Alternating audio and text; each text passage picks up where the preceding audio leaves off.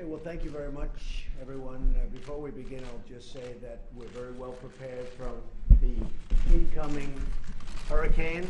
We have another one coming, so we've done very well. North Carolina, South Carolina, Texas, Florida, Puerto Rico, so many places. And we have another one coming, and a big one, much bigger than they anticipated a week ago, 7 days ago. I heard for the first time there was a very small drop of weather that looked like it was forming, and now it's pretty close to a Category 3 if it's not already a Category 3. So we are very well prepared. FEMA's ready. We're all ready. Spoke with Governor Scott. Spoke to everybody that you have to speak to, and I think that hopefully we'll get lucky, but maybe that won't happen. But we're prepared.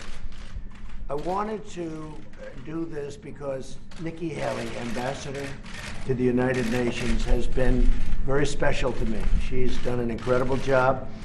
She's a fantastic person, very importantly, but she also is somebody that gets it. She has been at the United Nations from the beginning with us, right from the beginning, and worked with us on the campaign. It's been really a long time, very intense, and she told me probably 6 months ago, she said, you know, maybe at the end of the year, at the end of a 2-year period, but at the end of the year, I want to take a little time off. I want to take a little break. She's been a very successful, as you know, governor of South Carolina for 8 years. And then she did this, and this is possibly even more intense with what's going on in the world, and very dangerous and a lot of things.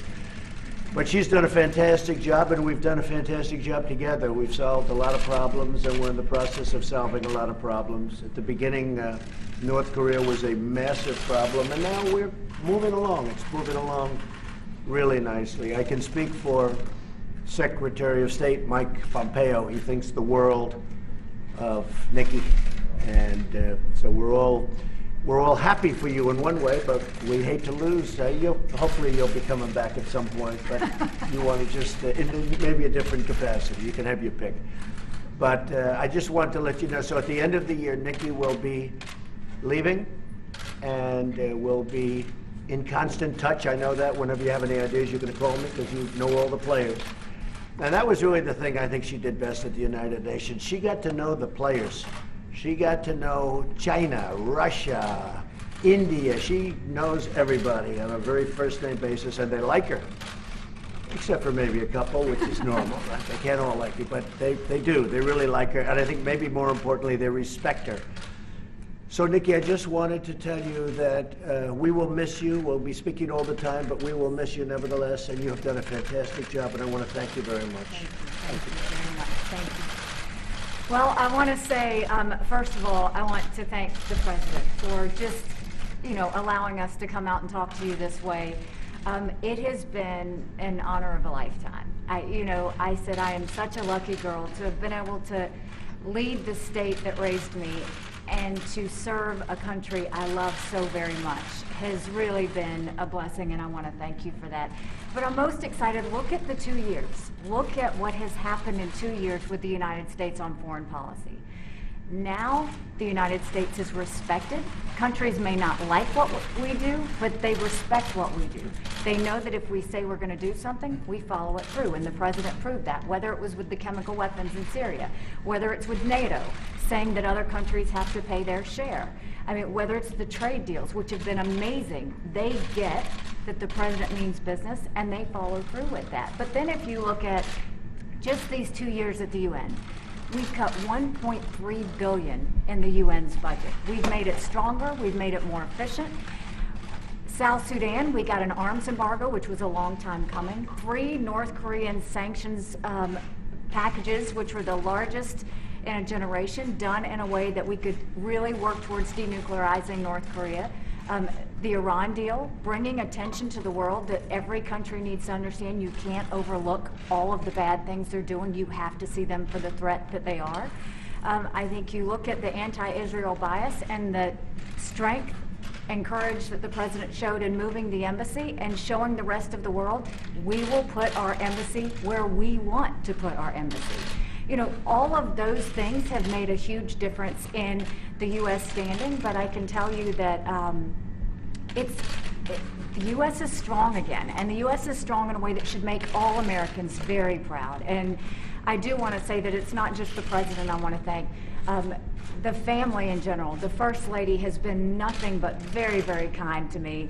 I can't say enough good things about Jared and Ivanka. Jared is such a hidden genius that no one understands. I mean, to redo the NAFTA deal the way he did, what I've done working with him on the Middle East peace plan, it is so unbelievably well done.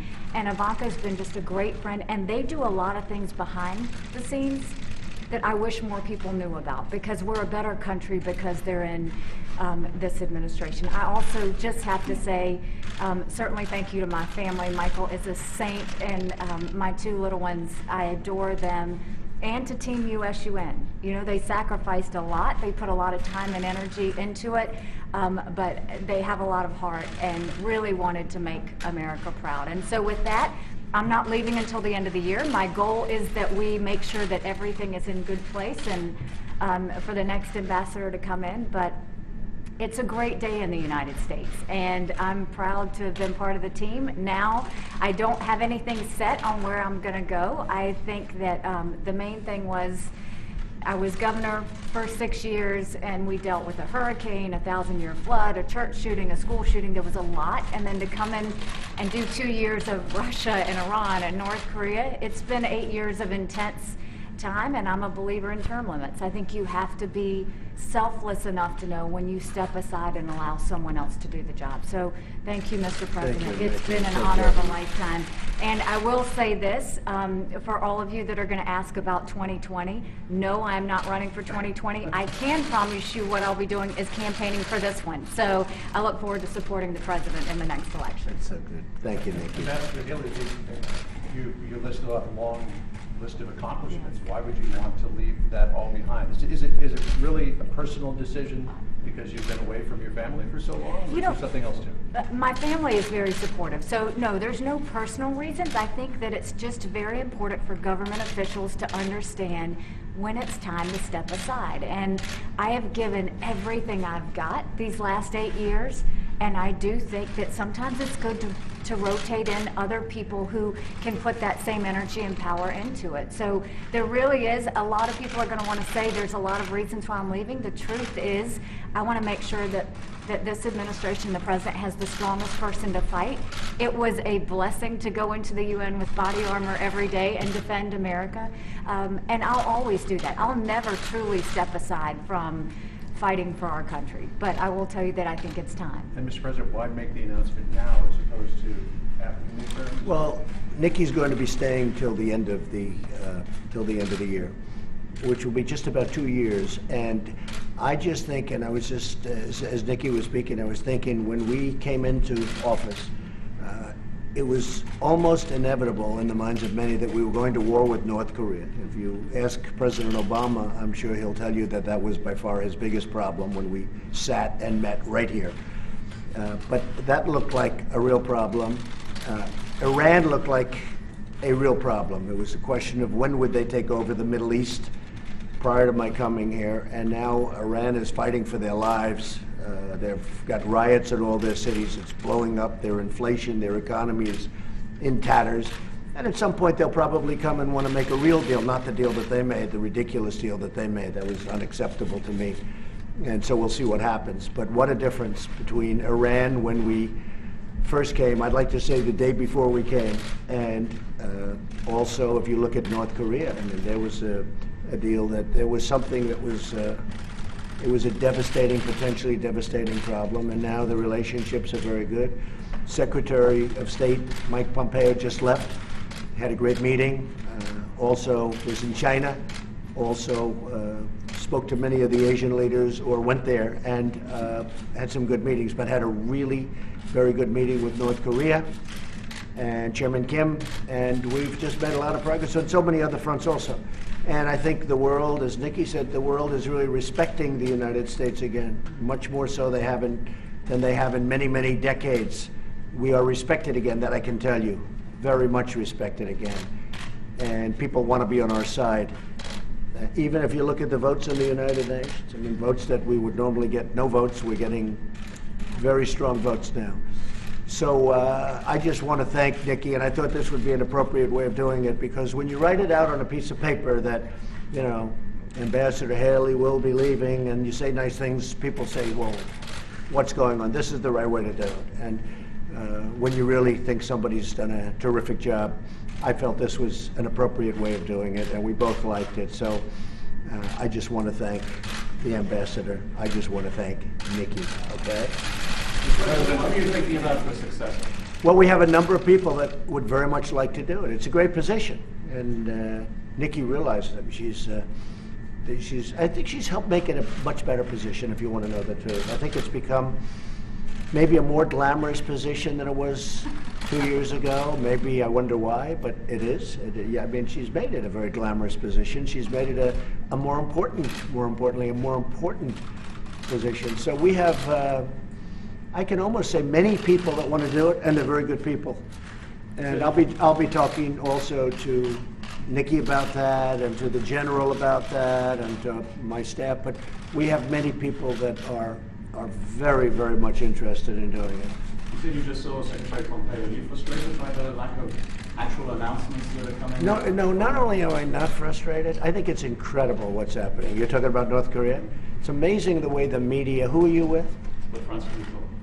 With who? France 24. France.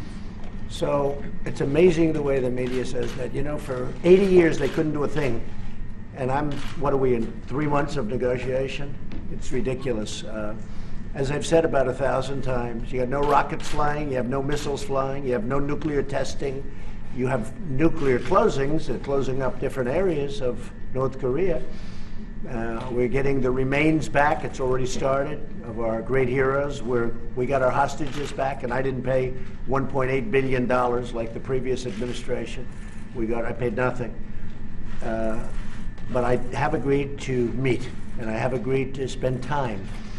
But how long has it been since we left Singapore? It was 3 months or so. And people say, that's the media saying, like, how can we be negative? Let's see, he's done really well. How can we be negative? Oh, are you disappointed with the speed? I think the speed is amazing.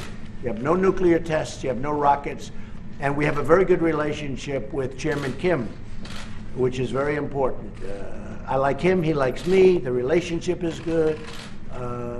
Mike Pompeo had a very, very good meeting. I mean, I spoke to him at length yesterday, and he'll be coming back. He'll be back tonight. And so, I mean, just the opposite. I think we've made incredible progress.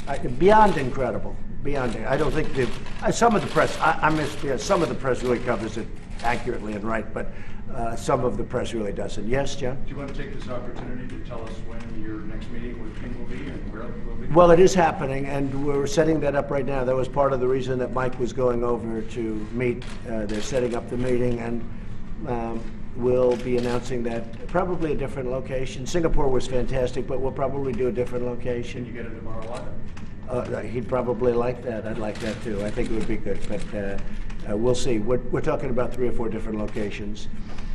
Timing won't be too far away. We've made a lot of progress, and this meeting really is to, you know, people don't realize the importance of the first meeting. I mean, we said point number 1, denuclearization, and for some reason the press doesn't pick that up. But that was actually point number 1. They've agreed to denuclearization, and they continue to agree, and they continue. Now, we haven't removed sanctions, as you know. You know, people said, what have we done? We haven't removed sanctions. We have very big sanctions.